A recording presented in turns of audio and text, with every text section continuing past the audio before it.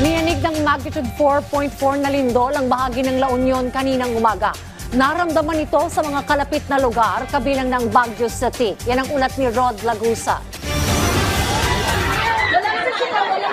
Kuha sa video na ito ang takbuhan ng mga estudyante ng San Vicente Elementary School. Kasunod ito ng naranasang lindol sa Baguio City. Sa kuha naman ng CCTV na ito sa Barangay Santa Tomas, kita ang nangyaring paglindol.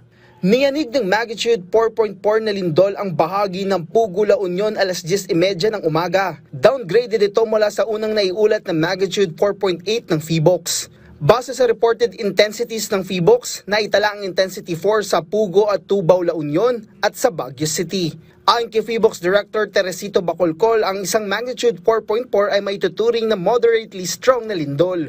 This is generally felt by people indoors and some people outdoors. And kung light sleeper ka, madali kang magising ka rito.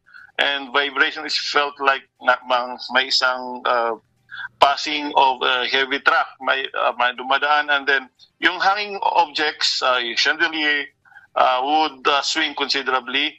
Anya, wala naman itong pinsalang dala dahil inaasahan nila na ito ay nangyayari kapag intensity 6. Most likely ang dito would be the Philippine fault kasi yung tumatama pa rin naman doon sa plane ng Philippine fault.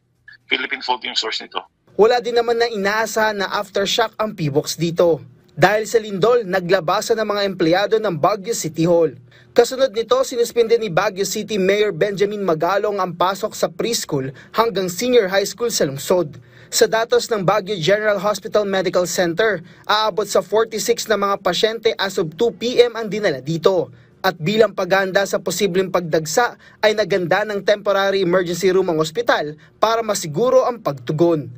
Rod Lagusad, para sa Pambansang TV sa Bagong Pilipinas.